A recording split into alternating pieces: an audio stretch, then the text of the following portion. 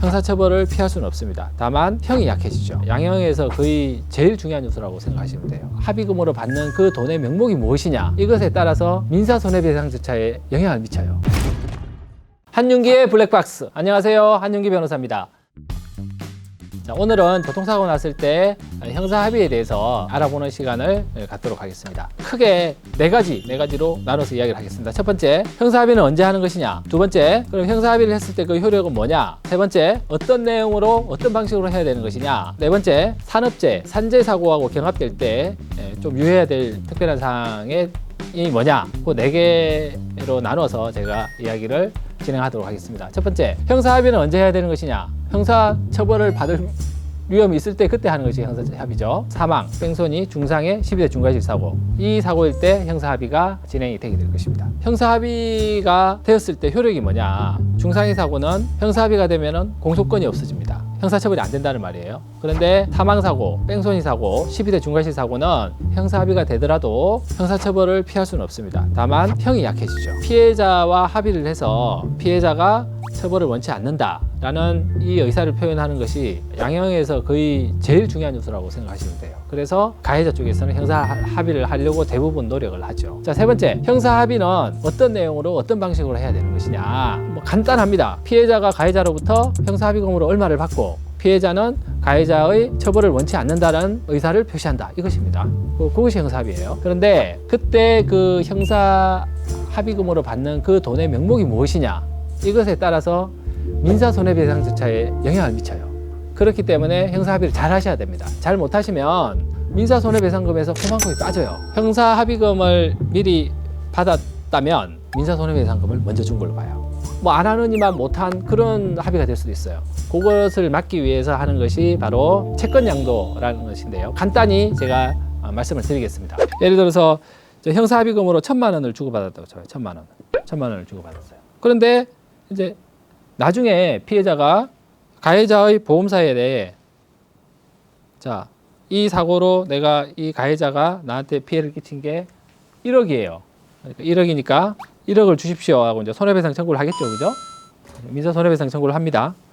그러면 보험사가 뭐라 그러냐면 아니 당신 아까 가해자한테 예전에 형사합의금으로 1,000만 원 먼저 받아갔잖아요. 그런데 그거 대법원 판례가 뭐라 그러냐면 형사합의금을 받아간 것도 손해배상금을 먼저 준 걸로 봐요. 그렇기 때문에 1억에서 당신 손해배상금 1,000만 원 먼저 받아갔으니까는 1,000만 원 빼고 9천만 원만 주겠습니다. 이렇게 공제 주장을 해요. 그러면 피해자 입장에서 황당하죠. 황당하지 않겠어요? 이게 뭐지? 나는 1,000만 원 받고 이 사람 처벌 원치 않는다고 했는데 나중에 민사손해배상금을 청구했더니 그 받은 거 뺀다고? 그러면 합의할 이유가 없죠. 그렇지 않겠습니까? 그래서 이 민사 절차에서 이 형사 합의금이 빠지지 않게 하기 위해서 하는 것이 바로 채권양도라는 겁니다. 채권양도. 자, 채권양도는 뭐냐?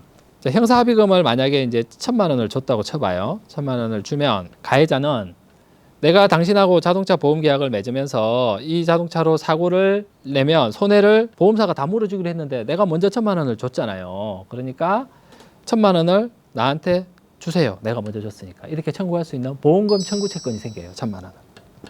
아시겠죠? 1,000만 원이 생깁니다. 그러니까 나중에 피해자가 보험사한테 내 총 손해가 1억입니다. 라고 하면서 1억을 주세요. 라고 이제 청구를 하면 보험사는 아니 1,000만 원 먼저 받았잖아요. 우리는 1,000만 원 가해자한테 내줘야 되거든요. 내줘야 되니까 1,000만 원 빼고 9천만 원만 주겠습니다. 이렇게 되는 거예요. 이 보험금 청구 채권도 가져오는 거예요. 보험금 청구 채권을 양도하고 양수받아오는 겁니다. 그러면 나중에 이제 민사 손해배상 절차에서 1억을 주세요라고 했을 때 보험사가 1,000만 원 빼고 주겠습니다. 그러면 피해자 입장에서는 그래요? 그러십시오. 1,000만 원 빼세요. 빼고 대신에 당신이 가해자한테 지금 1,000만 원 내줄 거 있죠? 그거를 내가 지금 양수받았기 때문에 가해자에게 내줄 1,000만 원 그거 나한테 주세요.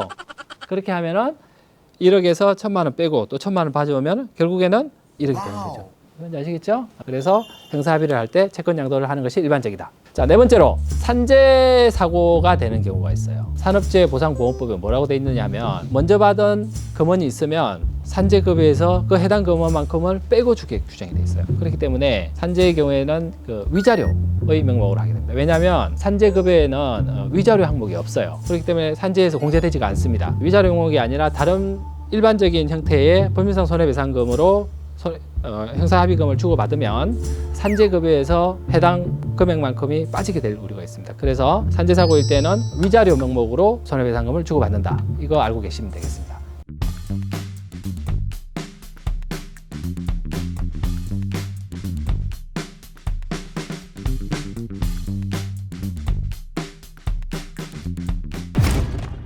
한윤기의 블랙박스, 지금까지 한윤기 변호사였습니다. 구독, 좋아요 부탁드리겠습니다. 감사합니다.